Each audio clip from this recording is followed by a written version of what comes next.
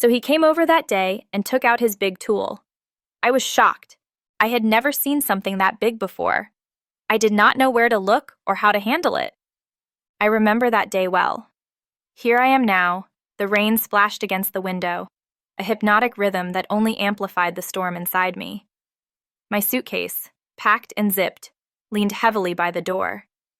It looked out of place, almost accusatory. I sat on the edge of the bed, clutching a hoodie that didn't belong to me, its familiar scent anchoring me in a past I desperately needed to leave behind. The tears came in steady waves, hot and unrelenting. "Why can't this be easier?" I whispered into the dimly lit room, my voice breaking. I had a husband now. Alex was everything I thought I'd ever wanted. Steady, kind, devoted. And I loved him. I did. But the pang in my chest, the unshakable ache, told me there was someone I hadn't fully let go of. Ryan. The very thought of his name was enough to make my resolve falter. Ryan had been my best friend, my constant, my safe haven. For years he had been the person I ran to for everything, the one who knew me better than I knew myself. And somewhere along the way, the lines had blurred, leaving us tangled in something that felt bigger than either of us could handle. But we never said it aloud, never dared to put it into words. Now, as I sat here preparing to leave it all behind, I wondered if we'd both been cowards, or if we were simply trying to protect the only thing we knew how to be for each other: family. I met Ryan the summer I turned 10. It was my parents' first time renting the little lake house on Evergreen Shores, a quaint escape from the suburban grind of our usual lives. I didn't want to be there. I was shy, awkward, and uncomfortable in new settings, and I had spent most of the day sitting alone on the dock with my feet dangling over the water, sulking. "Hey!" a voice called out, startling me. I looked up to see a boy running toward me, his brown curls bouncing with each step. He looked a little older than me, maybe 12, and there was something effortless about the way he moved, like he belonged to the lake in a way I never could. "You fishing?" he asked, his hands stuffed into the pockets of his worn shorts. "No." I tucked my arms around my knees, embarrassed. "I don't like touching worms." He laughed, a loud, unabashed sound that made me bristle at first. "You don't have to use worms. I use bread. Want to try?" I hesitated but nodded. He handed me a fishing rod with practiced ease and sat down beside me. We didn't catch anything that afternoon, but we didn't need to. He talked, and I listened. I learned his name was Ryan, that his family owned one of the permanent houses by the lake, and that he hated math just as much as I did. By the time the sun dipped below the horizon, painting the sky in shades of orange and pink, I wasn't sulking anymore. That day set the tone for every summer that followed. Ryan and I became inseparable. We spent our days climbing trees, racing bikes, and building forts in the woods. He taught me how to skip rocks and promised me he'd never let me drown, even though I was terrified of the deep end. He was my lifeline, my partner in crime, and over time, my closest confidant. I wish I could say I saw it coming, that I recognized the exact moment things changed. But it wasn't that simple. It happened gradually, like a tide creeping up the shore. It was the summer after college when I first felt the shift. I had come back to the lake after a rough breakup, ready to lose myself in the familiarity of our routines. Ryan was there, as he always was, waiting on the dock with 2 cold beers and that grin that always made me feel like the world wasn't such a bad place. "You're okay," he said after I told him everything. "You always come out stronger." I believed him, because I always believed him. But later that night, sitting by the fire pit, something felt different. "You know," I started, staring at the flames, "I don't think anyone really gets me." He didn't miss a beat. "I get you." There was something in his voice, something steady and sure, that made my stomach twist. When I looked over at him, I caught the way his eyes lingered on me, soft and unreadable. I felt it then, the unspoken tension pulling us closer, and I hated myself for noticing. Ryan was Ryan, my best friend, my family. Feeling anything beyond that for him felt wrong, like a betrayal of everything we'd built together. I pushed the thought away, determined to ignore it. But once the door was cracked open, there was no shutting it completely. The following summers were a balancing act. There were late-night conversations that felt heavier than they should, lingering touches that neither of us acknowledged, and moments of silence that screamed louder than words ever could. One night, after too many beers and a truth or dare game that had gotten out of hand, he leaned in close, his breath warm against my cheek. "Do you ever think about us?" he asked, his voice barely above a whisper. I froze. My heart hammered against my ribs as I searched his face for an answer I wasn't ready to give. "Ryan, we can't, we're—" "Yeah," he said quickly, pulling back. "Forget I said anything." But I couldn't forget. Neither of us could.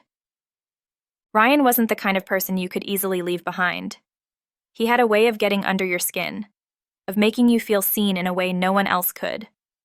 And that was the problem.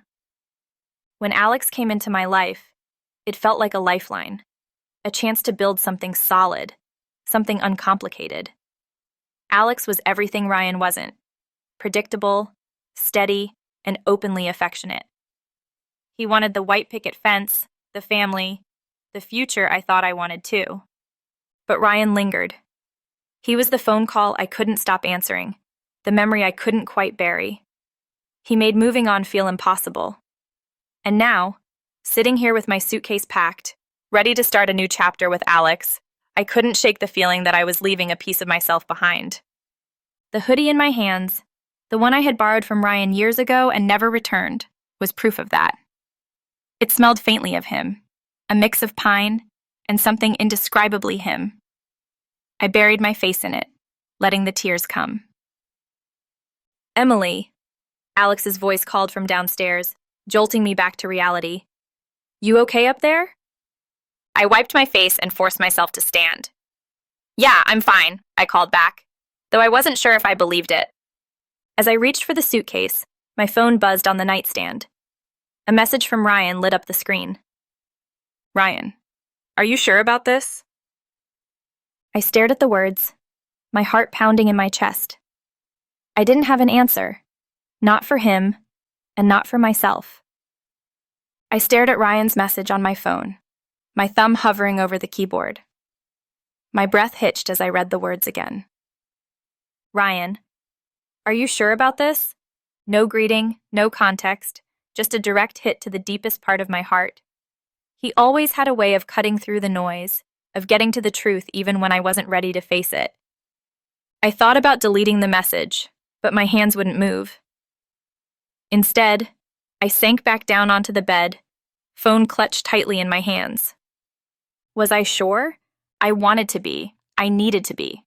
But if I was being honest with myself, I wasn't. I felt like I was standing on the edge of two worlds, one I had carefully built with Alex and one that had always existed with Ryan. And no matter which way I stepped, something or someone would shatter. I met Alex at a work conference of all places. He was giving a presentation on team management, and while I didn't think much of him at first, there was something about his calm confidence that caught my attention. After the session, I found myself wandering over to the coffee station, where he was already pouring himself a cup. He glanced up, smiled, and gestured to the carafe. "Need a refill?" "No," I said, though my cup was practically empty. "Just needed to stretch my legs." He chuckled, a low, easy sound. "Or escape from all the networking sharks out there." I laughed despite myself. Something like that. We ended up talking for nearly an hour, long after our coffee cups were empty. He was charming, but not in an overbearing way. He asked thoughtful questions, genuinely interested in what I had to say. By the time we parted ways, I was surprised at how comfortable I felt around him, like he was someone I could trust. Alex and I started dating a few months later. He was steady and dependable, the kind of person who made you feel safe just by being in the room.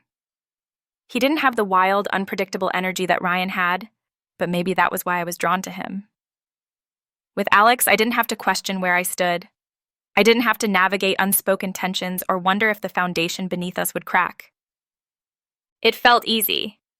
And after years of emotional roller coasters with Ryan, ones that neither of us fully admitted we were riding, I thought easy was what I needed.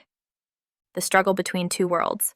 But the problem with easy is that it doesn't leave much room for fire. And no matter how much I tried to convince myself otherwise, Ryan was the fire. He didn't take the news about Alex well. I remember the first time I told him, sitting across from him in the diner where we'd been meeting since high school. His smile faltered, just for a second, but it was enough. "So this Alex guy," he said, stirring his coffee even though he never put sugar in it. "He's serious, huh?" "Yeah," I said, fiddling with my napkin. "I think he might be the one." Ryan's jaw tightened, and for a moment he just stared out the window. When he finally spoke, his voice was low, almost resigned. "I just hope he knows how lucky he is." I should have said something then, something to bridge the growing gap between us, but I didn't. I let the moment pass, and from that point on, things were never quite the same. Ryan started pulling away, though he would never admit it. He stopped texting as much, stopped inviting me to the lake like he used to, and I let him, thinking it was for the best. I was building a life with Alex, and Ryan's presence in my life, constant and comforting as it was, felt like a threat to that stability. But the distance didn't stop the tension. If anything, it made it worse. Every time we saw each other, there was an unspoken weight between us, 1,000 unsaid words hanging in the air. And then there were the moments that made it all so much harder. The fleeting touches, the way his eyes lingered just a second too long, the way he'd laugh at my jokes like he was the only one who truly understood them. One night, after a particularly tense dinner where Ryan had been unusually quiet, he pulled me aside as I was leaving. "Emily," he said, his voice barely above a whisper. "Do you ever think about what it would have been like if things were different?" I froze, my heart pounding so loudly I was sure he could hear it. "Ryan, don't." "I'm serious," he said, cutting me off. His eyes searched mine, desperate and raw. I need to know. Did I ever even have a chance?" His words hit me like a punch to the gut. I wanted to tell him no, to shut the door on whatever this was once and for all, but the truth wouldn't let me. "Ryan, you've always had a piece of me. You know that." He looked at me for a long time, his expression unreadable. Finally, he nodded, a bitter smile tugging at his lips. "But not the whole thing, right?" I didn't answer. I couldn't. Now, as I sat on the edge of the bed with my suitcase packed and Ryan's message still glowing on my phone, I thought about that night, about all the nights like it, about how every choice I made seemed to pull me further away from him, even as part of me still clung to the bond we'd shared for so long. "Emily?" Alex's voice called again from downstairs, gentle but insistent. "I'll be right down," I said, my voice cracking. I typed out a response to Ryan before I could overthink it. Me. I have to try. It wasn't the answer he wanted. Hell, it wasn't the answer I wanted. But it was the only one I could give. I slid my phone into my pocket, grabbed the suitcase, and headed downstairs. Alex was waiting for me by the door, his eyes warm and full of a love I didn't deserve. "You ready?" he asked, his hand brushing mine. I nodded, forcing a smile. "Yeah, I'm ready." But as we walked out the door, leaving the life I'd shared with Ryan behind, I couldn't help but wonder if I ever really would be. The rain followed us, a steady rhythmic tapping against the windshield as Alex and I drove toward our new apartment. The kind of rain that wraps the world in a muted haze, matching the heaviness in my chest. Alex, as usual, was quiet, his hands resting firmly on the steering wheel. He glanced at me every so often, his eyes soft and patient, as though waiting for me to break the silence. "You okay?" he finally asked, his voice gentle, almost hesitant. "Yeah," I replied automatically, even though we both knew it wasn't true. I shifted in my seat, turning my gaze to the window. The city lights blurred together through the rain-streaked glass, a kaleidoscope of color that felt strangely distant. I wanted to tell him what was on my mind. I wanted to explain the weight I was carrying, the reason my smiles felt forced, and my laughter came less easily these days. But how could I?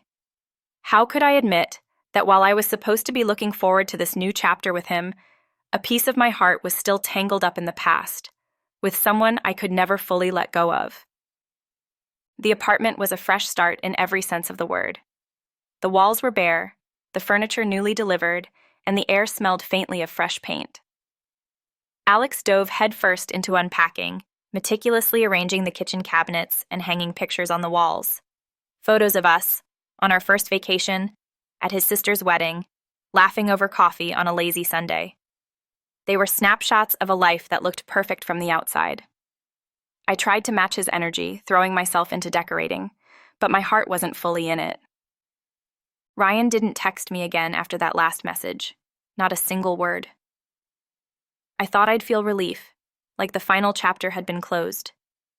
But instead, his silence left an aching void. I found myself glancing at my phone more often than I cared to admit, hoping for something, anything. But there was nothing. It was as though he had disappeared from my life entirely, and I told myself that was for the best. I needed to let him go. I had a husband now, a life I was building with someone else. But the absence of his voice, his presence, was louder than I'd ever expected it to be. Alex noticed. Of course he noticed. He always did. He never said it outright, but I could feel the unspoken questions hanging in the air between us. One night, as we lay in bed, the soft glow of the bedside lamp casting shadows across the room, he finally asked, "Are you happy?" The question caught me off guard, piercing through the fog of my thoughts. "Of course," I said quickly, forcing a smile. "Why wouldn't I be?" He studied me for a long moment, his brow furrowed. "I don't know. You've just seemed distant. I want to make sure you're okay." The sincerity in his voice broke my heart. He deserved all of me, not the fragmented version I seemed to be offering. "I'm fine," I whispered, leaning in to kiss him. "Just adjusting, that's all." The first time Alex and I went to Evergreen Shores together, it was late fall. The air was crisp, the leaves a fiery display of reds and oranges. Alex thought it would be good for us to get away, to spend a quiet weekend in the place I'd spoken so fondly of. I agreed, though the idea of bringing him there made my stomach twist. We rented a small cabin on the other side of the lake, far from the house I'd grown up visiting. I told Alex it was for convenience, but the truth was, I couldn't bear the thought of walking those familiar paths with him. Every corner of the lake held a memory of Ryan. The dock where we'd spent countless afternoons, the woods where we'd built forts as kids, the fire pit where we'd stayed up late talking about everything and nothing. "Want to show me your favorite spots?" Alex asked as we walked along the shoreline, his hand warm in mine. "I don't think they're there anymore," I said quickly, avoiding his gaze. "It's been years." He nodded, sensing my hesitation, and didn't press the issue. But the weight of his unspoken questions hung heavy in the air between us. That night, as we sat by the fire pit outside the cabin, I couldn't shake the feeling of Ryan's absence. The lake felt different without him, quieter somehow, as if it too mourned the distance between us. "You're quiet tonight," Alex said, his voice breaking through my thoughts. I forced a smile, wrapping the blanket tighter around my shoulders. "Just tired." Alex reached for my hand, his fingers threading through mine. "I love you. You know that, right?" The sincerity in his eyes made my throat tighten. "I love you too," I said softly, and in that moment, I meant it. But as I stared into the flickering flames, a memory surfaced, one I hadn't allowed myself to think about in months. It was the summer before I met Alex, the last summer Ryan and I spent together at the lake. We'd stayed up late, as we often did, sitting by the fire pit with beers in hand. The air was thick with unspoken tension, the kind that had been building between us for years. I don't know what I'm doing with my life, I admitted, staring into the flames. Everything feels so uncertain. Ryan didn't respond right away. When I glanced over at him, his eyes were fixed on me, intense and unreadable. You're not uncertain to me, he said quietly. His words hung in the air, heavy and electric. My heart pounded as I searched his face, trying to decipher what he meant. Ryan? Don't, he said, his voice rough. Don't act like you don't feel it too. I froze, the world tilting on its axis. Feel what? This, he said, gesturing between us. Whatever this is, whatever it's been for years. I opened my mouth to protest, to say something that would put the walls back up between us, but he leaned in before I could. His lips brushed mine, tentative at first, as though he was giving me a chance to pull away. But I didn't. I couldn't. The moment his lips pressed fully against mine, every doubt, every hesitation melted away. It wasn't a kiss of passion, but one of longing, years of emotions finally spilling over. When we finally pulled apart, his forehead rested against mine, his breath warm on my skin. I can't keep pretending, he whispered. Not with you. Tears stung my eyes as I pulled away. Ryan, we can't do this. You're my best friend. And that's why it's so hard, he said, his voice breaking. Because you're more than that to me. You've always been more. I thought about that night often, replaying it in my mind like a film I couldn't turn off. It was the moment everything changed, the moment I realized just how deep our connection ran. But it was also the moment I knew we couldn't go back. Ryan never brought it up again, and neither did I. But the weight of what happened lingered, coloring every interaction, every glance, every word we exchanged. When I met Alex a year later, I thought I was ready to move on, to leave that part of my life behind. But as I sat by the fire with Alex now, I realized I'd been wrong. Ryan wasn't just a part of my past. He was woven into the fabric of who I was, in a way I couldn't untangle even if I wanted to. And I wasn't sure I wanted to. The tension had been building for weeks, an invisible string stretched so taut that I could feel it fraying with every passing day. Alex was patient as he always was, but even his patience had limits. The subtle glances, the silences that stretched too long, the unspoken questions. It was all leading to this moment, this inevitable confrontation that I had been dreading since we moved into the apartment. It started innocently enough. We were unpacking the last of the boxes in the living room, books mostly, and Alex had just hung the final photo on the wall. It was a picture of us from our first anniversary, taken at a vineyard he'd surprised me with. I remembered that day vividly, the way the sunlight had danced on his face, the way I'd felt like the luckiest woman in the world. But standing there now, staring at the photo, I felt a pang of guilt. Because as much as I loved Alex, my heart still carried the weight of someone else. "You've been quiet lately," Alex said, his voice breaking the silence. I turned to him, a book in my hand. "What do you mean?" He sighed, running a hand through his hair. "You know what I mean, Emily. You're here, but it feels like part of you is somewhere else, or with someone else." My stomach tightened. I placed the book on the shelf, carefully aligning it with the others, as if that small act of precision could delay the inevitable. "Alex, I'm just adjusting. It's a lot, moving to a new place, starting this new chapter. I'm trying." "I know you are," he said, stepping closer. "But it's more than that, isn't it? It's him." I froze, my heart pounding. "What are you talking about?" "Ryan," he said, the name heavy on his tongue. "It's always Ryan. Even if you don't say it out loud, I can feel it. He's like this shadow hanging over us." "That's not fair," I said, my voice defensive. "He's my friend, Alex. He's been a part of my life for as long as I can remember." "And that's the problem, isn't it?" Alex's voice was sharper now, a rare edge to his normally calm demeanor. "You're not just friends. You've never been just friends, Emily. I see the way you talk about him. The way your face changes when his name comes up. You think I don't notice, but I do. I opened my mouth to argue, but the words caught in my throat. He was right, and we both knew it. I tried to turn away, but Alex stepped in front of me, his expression a mix of frustration and hurt. "Do you love him?" he asked, his voice quieter now, almost a whisper. The question hit me like a punch to the gut. I looked into his eyes, saw the vulnerability there, the desperation for an answer that would make this all go away. "Alex, I married you," I said, my voice trembling. "I chose you. Doesn't that mean something?" "It does," he said, his jaw tightening. "But it doesn't mean enough if part of you is still with him. I need to know, Emily. I need to know if I'm enough for you." Tears welled up in my eyes, blurring my vision.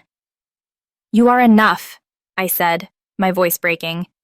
"You're everything I ever wanted. But Ryan, he's a part of me. He always has been." "And that's what I'm competing with," Alex said, stepping back. "Not just a friendship, but this history, this connection that I'll never be able to match." "It's not a competition," I said desperately. "Alex, I love you. I'm here with you. I'm trying to build a life with you." "But can you let him go?" he asked, his voice hardening. "Can you really completely let him go? Because I can't keep doing this, Emily. I can't keep feeling like I'm sharing you with someone else." His words hung in the air, sharp and unforgiving. I wiped at my tears, my mind racing. How could I explain what Ryan meant to me without making it sound like he meant more than Alex? How could I erase years of connection, of shared memories, of unspoken feelings, just because they complicated the life I was trying to build now? "I don't know," I whispered finally, my voice barely audible. Alex's face fell, the hope in his eyes dimming. He turned away, running a hand through his hair. "At least you're honest," he said bitterly. "I guess that's something." "Alex, please," I said, reaching for him. "Don't do this. Don't shut me out." "I'm not the one shutting anyone out," he said, his voice tight. "That's you, Emily. You're the one who's been shutting me out since the day we got here." His words cut deep, and I felt the sting of their truth. I had been holding back, trying to keep a part of myself hidden, thinking it would make things easier. But all it had done was create a rift between us, one that now felt insurmountable. "I don't know how to fix this," I admitted, tears streaming down my face. "Neither do I," Alex said, his voice softening. He looked at me for a long moment, his eyes filled with a sadness that made my chest ache. "But I can't be the only one trying." With that, he turned and walked into the bedroom, leaving me alone in the quiet apartment. I sank onto the couch, my head in my hands, the weight of the argument pressing down on me. I thought about Ryan, about Alex, about the impossible choice I was facing. In that moment, I realized something. Love wasn't always enough. Not when it was divided, fractured, unable to fully belong to one person. And until I figured out how to untangle my heart, I risked losing them both. The guilt sat heavy on my chest, an unshakable presence that followed me through every quiet moment. After the argument with Alex, I couldn't stop replaying his words in my head, each one cutting deeper than the last. "Can you let him go?" I didn't know the answer. That was the truth I'd been running from for so long. I loved Alex. I wanted the life we were building together.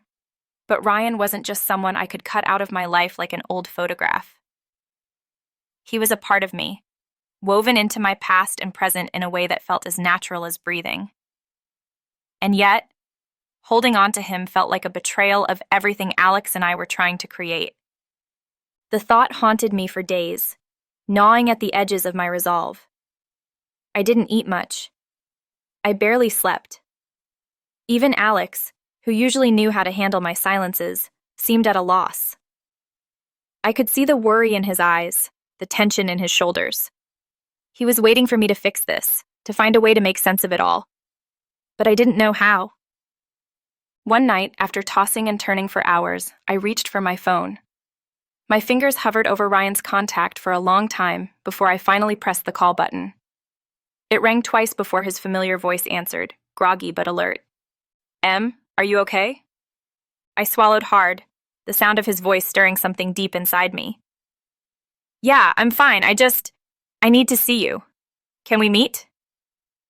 There was a pause, the silence stretching between us like a fragile thread. Of course, he said finally. Same place? Yeah. Tomorrow? I'll be there. The coffee shop we always went to felt exactly the same, right down to the faint smell of cinnamon and the mismatched chairs scattered around the room. It was comforting in a way I hadn't expected, like stepping back into a memory. Ryan was already there when I arrived, sitting at our usual corner table by the window. He looked the same, yet different. His hair a little shorter, his face a little more tired. But his smile, warm and familiar, was unchanged. Hey, he said as I slid into the seat across from him. You look, well, tired. I laughed softly, shaking my head. Thanks for the honesty. He tilted his head, studying me the way he always did, as if he could read every thought running through my mind. What's going on, Em? You don't call me at midnight just to catch up. I looked down at my hands, tracing the rim of my coffee cup. I had a fight with Alex. His brows furrowed, concern flashing across his face. About what? About you, I admitted, my voice barely above a whisper. Ryan leaned back in his chair, letting out a slow breath. Ah. He thinks I can't let you go, I continued, the words spilling out before I could stop them. And maybe he's right. I don't know. But it's not because I don't love him, Ryan. I do. It's just... You've been in my life for so long. I don't know how to separate who I am from who we've been. Ryan was quiet for a moment, his gaze steady. I never wanted to come between you two, he said finally. You know that, right? I know, I said quickly. This isn't your fault. It's mine. I've been trying to hold on to both of you, and it's not fair to either of you. He nodded slowly, his fingers tapping lightly against the table. Are you happy with him? The question hung in the air, heavy and unavoidable. I met his eyes, the intensity of his gaze rooting me in place. Yes, I said softly. I am. He makes me feel safe, grounded. He's everything I've ever wanted in a partner. Ryan's lips curved into a small, bittersweet smile. Good. That's all I've ever wanted for you, Em. Tears stung my eyes, and I looked away, ashamed of how much this conversation hurt. I miss you, I said, my voice trembling. I miss us. I miss the way things used to be. I miss you too, he admitted, his voice soft. But things are different now. You have a husband, a life you're building with him. That doesn't mean we have to lose each other completely. I looked back at him, surprised by his words. You really think we can still be in each other's lives? I think we can try, he said with a small shrug. It won't be the same, obviously, but I'm not going anywhere, Em. I'll always be here for you, even if it's just as the guy you text when you're having a bad day. The sincerity in his voice made my chest ache. I reached across the table, my hand covering his. Thank you, I whispered. For understanding. For not hating me.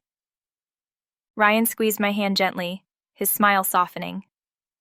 I could never hate you. You're stuck with me, whether you like it or not. As we left the coffee shop, the late afternoon sun casting a warm glow over the streets, I felt lighter than I had in weeks. Ryan walked me to my car, his hands shoved into his pockets, his posture relaxed. It felt like the first time in a long time that we weren't carrying the weight of unspoken feelings between us. Take care of yourself, okay? He said as I opened the car door. You too, I said, smiling up at him. And Ryan? Yeah? I'm glad you're still in my life. He grinned, That boyish, lopsided grin that had always made my heart skip a beat. Me too. As I drove home, I thought about what he'd said. That things wouldn't be the same, but that didn't mean we had to lose each other completely. It wasn't an easy realization, but it was the right one. I couldn't hold on to the past and expect to move forward. I had to let go of what we'd been to make room for what we could be now. A friendship, a connection that would always matter, but one that didn't overshadow the life I was building with Alex. When I walked into the apartment, Alex was in the kitchen, stirring something on the stove. He looked up when he heard me, his expression cautious, but hopeful. "Hey," he said softly. "How was your day?" "Better," I said, walking over to him. I wrapped my arms around his waist, resting my head against his chest. "I love you." He kissed the top of my head, his arms encircling me. "I love you too." For the first time in weeks, I felt like I could breathe again. The guilt was still there, lingering at the edges, but it wasn't as suffocating. Ryan was part of my story, but he didn't have to define it. I could love Alex, cherish Ryan's friendship, and move forward. It wouldn't be perfect, but it was enough.